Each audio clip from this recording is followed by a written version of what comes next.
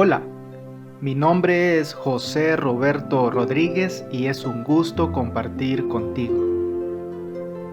Lección número 12, titulada José, príncipe de Egipto. El texto bíblico base para el estudio de esta semana se encuentra en el libro de Génesis, capítulo 41, verso 41, en el cual leemos lo siguiente. Dijo además Faraón a José: He aquí yo te he puesto sobre toda la tierra de Egipto. José es ahora autoridad de Egipto, y sus propios hermanos se postrarán ante él sin saber quién es. Los hermanos de José se humillarán cuando José los obligue a regresar con Benjamín, y cuando la seguridad de Benjamín se vea amenazada a su entender, suplicarán gracia ante este hombre poderoso, a quien ven como Faraón. Al final, cuando José revele su identidad, comprenderán que, a pesar de lo que habían hecho, Dios había sacado algo bueno de todo esto.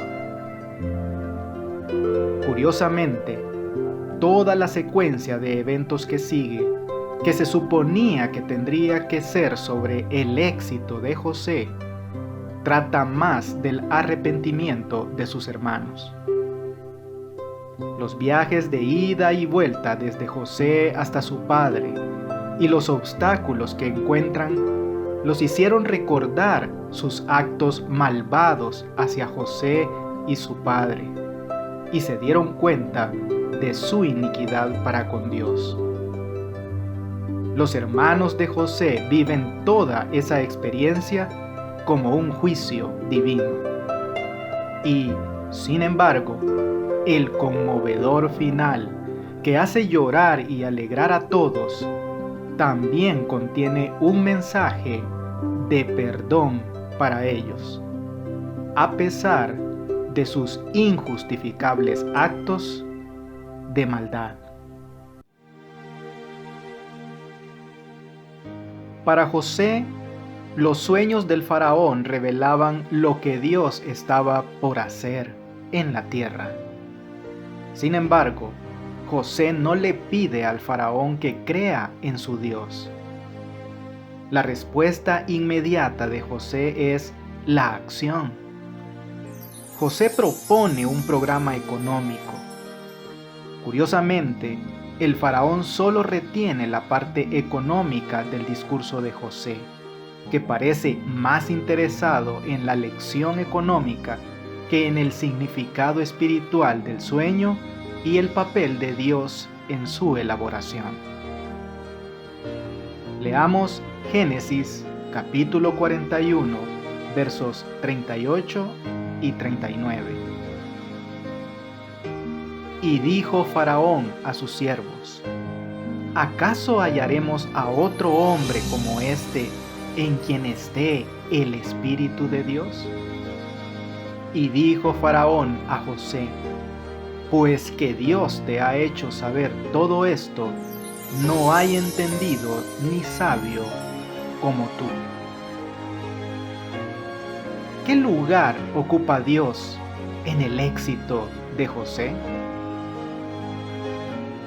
El faraón elige a José para que se haga cargo no tanto porque interpretó correctamente sus sueños y reveló el inminente problema de la tierra, sino porque tenía una solución a ese problema, porque le pareció bueno el plan. Una opinión también compartida por los siervos del faraón. La elección del faraón parece haber sido más pragmática que religiosa. Y sin embargo, el faraón reconoce que la presencia del Espíritu de Dios está en José, quien es calificado como entendido y sabio, una expresión que caracteriza la sabiduría que Dios da. todos los detalles informados en el texto bíblico se ajustan a la situación histórica de Egipto en ese momento. Políticamente, el hecho de que el faraón designara a José como visir no es raro en el antiguo Egipto, donde se han documentado casos de visires extranjeros. Los próximos 7 años son años de abundancia, de tal manera que la producción de granos se vuelve incalculable, una señal de providencia sobrenatural. La comparación como arena del mar revela que esta es la bendición de Dios. José refleja personalmente esa bendición en su fecundidad, una coincidencia que evidencia la presencia de Dios mismo detrás de los dos fenómenos. José tiene 2 hijos, cuyos nombres muestran la experiencia de José con la providencia de Dios, que ha transformado el recuerdo del dolor en gozo, Manasés, y la antigua aflicción en fecundidad, Efraín. Qué ejemplo tan poderoso de cómo Dios convirtió algo malo en algo muy bueno. Luego de leer por completo el capítulo 42 del libro de Génesis, bien podríamos preguntarnos, ¿qué sucedió aquí y cómo revela la providencia de Dios a pesar de la maldad y la mala conducta humanas? El hambre obliga a Jacob a enviar a sus hijos a Egipto para comprar grano. Irónicamente, es Jacob quien inicia el proyecto. El desafortunado anciano, víctima de circunstancias que escapan a su control, sin saberlo pone en marcha una asombrosa cadena de acontecimientos que lo llevarán a reencontrarse con el hijo por el que tanto tiempo había guardado luto. El carácter providencial de este encuentro se evidencia mediante 2 símbolos fundamentales. En primer lugar, se ve como un cumplimiento de los sueños de José. El acontecimiento predicho en los sueños proféticos de José, vuestros manojos se inclinaban al mío, está ocurriendo ahora. José es identificado como el gobernador del país y el señor de la tierra. La poderosa posición de José contrasta con la de sus hermanos necesitados, quienes se inclinaron a él rostro a tierra.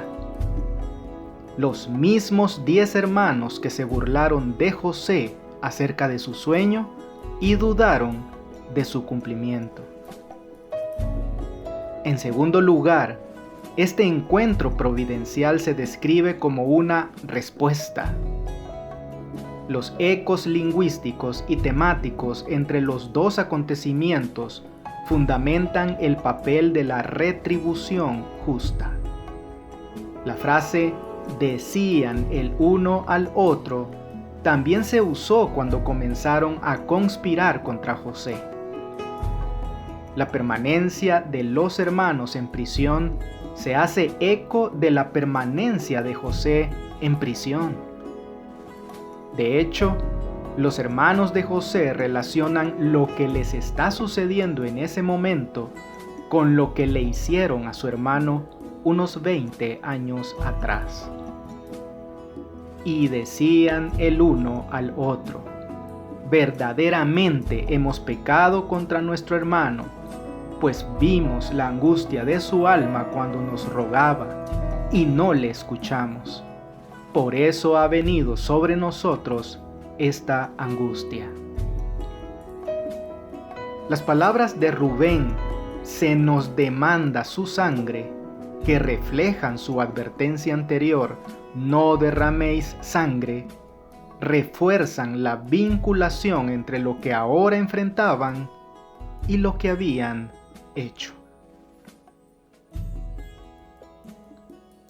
Jacob sencillamente no podía permitir la partida de Benjamín, el único hijo con Raquel que le quedaba. Tenía miedo de perderlo, como ya había perdido a José. Solo cuando no hubo más comida y cuando Judá se comprometió a garantizar el regreso de Benjamín, Jacob finalmente consintió en una segunda visita a Egipto y permitió que Benjamín fuera con sus hermanos. Cuando leemos detenidamente en el libro de Génesis, el capítulo 43, nos daremos cuenta del efecto que tuvo la presencia de Benjamín en el curso de los acontecimientos. La presencia de Benjamín dominó los acontecimientos. Cuando todos los hermanos se presentan ante José, Benjamín es la única persona a quien José ve. Benjamín es al único al que llama hermano.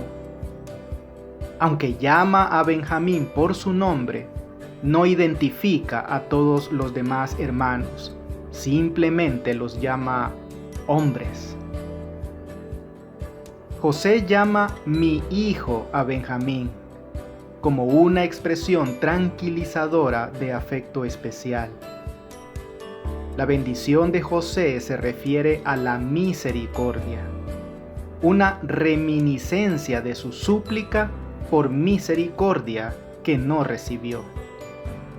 José devuelve a Benjamín la misericordia que no recibió de sus otros hermanos.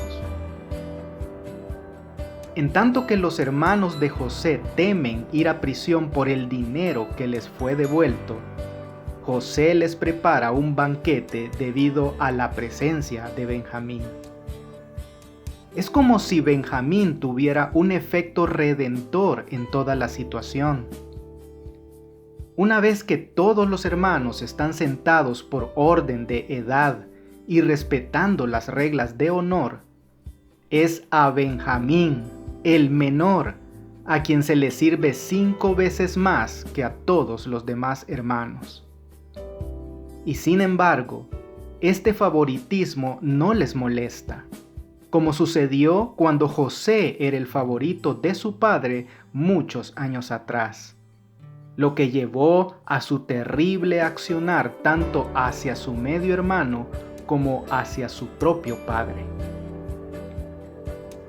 Mediante esta demostración de favor en beneficio de Benjamín, José esperaba averiguar si sentían por el hermano menor la envidia y el odio que le habían manifestado a él. Suponiendo todavía que José no comprendía su idioma, los hermanos conversaron libremente entre sí, de modo que le dieron una buena oportunidad para conocer sus verdaderos sentimientos. Y, como deseaba probarlos aún más, antes de su partida ordenó que ocultaran su propia copa de plata en el saco del menor. Lee de forma completa el capítulo 44 del libro de Génesis y luego hazte la pregunta: ¿por qué puso José la copa de la adivinación en el costal de Benjamín y no en el de otro hermano? Esta historia es paralela a la anterior. Igual que antes, José da instrucciones específicas y, una vez más, llena de alimento los sacos de los hombres. No obstante, esta vez, José agrega la extraña orden de poner su preciosa copa en el costal de Benjamín. Por consiguiente, los hechos toman un rumbo diferente. Mientras que en el viaje anterior los hermanos regresaron a Canaán para llevarse a Benjamín con ellos, ahora tienen que regresar a Egipto para enfrentar a José. Mientras que en la situación anterior todos los hermanos encontraron lo mismo en sus costales, ahora se señala a Benjamín como el que tiene la copa de José. Inesperadamente, Benjamín, quien como invitado de honor tuvo acceso a la copa de José, ahora es sospechoso y acusado de haber robado ese preciado artículo. Irá a la cárcel. El hecho de que José haya usado la copa de adivinación no significa que creyera en su poder. José jamás había pretendido poseer el poder de adivinar, pero quería hacerles creer que podía leer los secretos de su vida. Para José, la copa mágica era un pretexto para evocar el dominio sobrenatural y así despertar en el corazón de sus hermanos su sentimiento de culpa hacia Dios. Así es como Judá interpreta el mensaje implícito de José, porque se refiere a la iniquidad que Dios halló en ellos. Además, el robo de esa copa preciosa justificaría un duro castigo y así pondría a prueba el pensamiento de los demás hermanos. La intensidad de la emoción de los hermanos y su reacción son notables. Los une el mismo dolor. Temen por Benjamín, que se perderá como José y, al igual que él, se volverá esclavo en Egipto, aunque es inocente como él. Por eso Judá propone que lo tomen a él como esclavo en lugar de Benjamín, así como el carnero fue sacrificado en lugar del inocente Isaac. Judá se presenta como un sacrificio, una sustitución, cuyo propósito es precisamente afrontar ese mal que devastaría a su padre. ¿Qué lecciones de amor, fe y esperanza se pueden encontrar en la historia registrada en el libro de Génesis, capítulo 45? En ese mismo momento, cuando Judá habló sobre el mal que caería sobre Abí, mi padre, José clamó y luego se dio a conocer a sus hermanos. Esta expresión, que se utiliza a menudo para referirse a la autorrevelación de Dios, sugiere que también Dios mismo se reveló aquí. Es decir, el Señor había demostrado que su providencia reina a pesar de las debilidades humanas.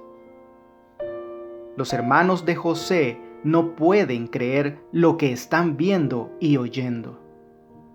Por lo tanto, José se ve obligado a repetir: «Yo soy José, vuestro hermano».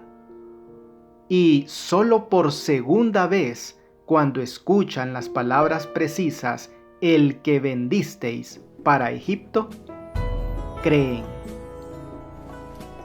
José luego declara: «Me envió Dios». Esta referencia a Dios tiene un doble propósito.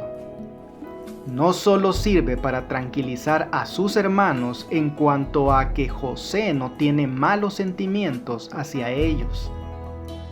También es una profunda confesión de fe y una expresión de esperanza. porque lo que hicieron era necesario para la gran liberación y la supervivencia de una posteridad. Luego José insta a sus hermanos a que vayan hasta su padre, a prepararlo para llevarlo a Egipto. Acompaña su llamado con palabras específicas sobre el lugar donde habitarás, es decir, Gosén, famosa por sus buenos pastizales, la riqueza de la tierra. También se encarga del transporte. Les provee carros, lo que finalmente convencerá a Jacob de que sus hijos no le estaban mintiendo sobre lo que acababan de pasar. Jacob acepta esta demostración visible como evidencia de que José está vivo, y esto es suficiente para que él vuelva a cobrar vida. Ahora las cosas van bien. Los 12 hijos de Jacob están vivos. A Jacob ahora se lo llama Israel, y la providencia de Dios se había manifestado de una manera poderosa. Leamos Elena de White, Patriarcas y Profetas, José en Egipto, páginas 214 a 224, y José y sus hermanos, páginas 225 a 245. Los 3 días de encierro fueron días de amargo dolor para los hijos de Jacob. Reflexionaron sobre su pasado equivocado, especialmente su crueldad hacia José. Sabían que si los condenaban por ser espías y no podían presentar pruebas para salvarse, todos tendrían que morir o convertirse en esclavos. Dudaban de que cualquier esfuerzo que hiciera cualquiera de ellos lograría que su padre consintiera en que Benjamín se alejara de él, después de la cruel muerte que, según él pensaba, había sufrido José. Ellos vendieron a José como esclavo y temían que Dios se hubiese propuesto castigarlos al permitir que se convirtieran en esclavos. José considera que su padre y las familias de sus hermanos quizá estén sufriendo por la hambruna, y está convencido de que sus hermanos se han arrepentido de su cruel trato hacia él, y que en ningún caso tratarían a Benjamín como lo habían tratado a él. José estaba satisfecho. Había probado a sus hermanos y había visto en ellos los frutos del verdadero arrepentimiento de sus pecados. Es bueno reflexionar sobre la pregunta que se encuentra al final del estudio del jueves. ¿Creen que José habría sido tan misericordioso con sus hermanos si las cosas no le hubieran salido tan bien?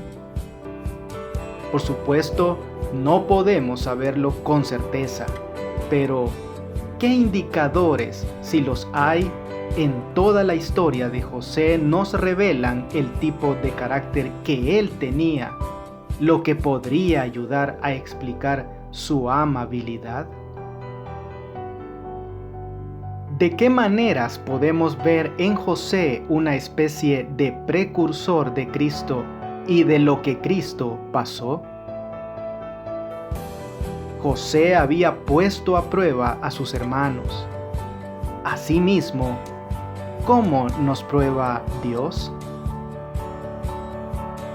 Aún después de todos esos años, los hermanos reconocieron su culpa por su maldad hacia José. ¿Qué nos enseña esto sobre lo poderosa que puede ser la culpa? Y aunque podemos ser perdonados y aceptar el perdón de Dios? ¿Cómo aprendemos a perdonarnos a nosotros mismos sin importar cuán indignos seamos de ese perdón? Amigo y amiga, la pluma inspirada nos termina recordando que la paciencia y la mansedumbre de José bajo la injusticia y la opresión, el perdón que otorgó espontáneamente y su noble benevolencia para con sus hermanos inhumanos, representan la paciencia sin quejas del Salvador en medio de la malicia y el abuso de los impíos, y su perdón que otorgó no solo a sus asesinos, sino también a todos los que se alleguen a Él, confesando sus pecados y buscando perdón. Que Dios te bendiga. No olvides apoyar este ministerio suscribiéndote a mi canal de YouTube. Con esto tendrás acceso a un video resumen completamente ilustrado y animado de la lección de escuela sabática para adultos al inicio de cada semana. Espero tus likes y tus comentarios de la lección. Bendiciones.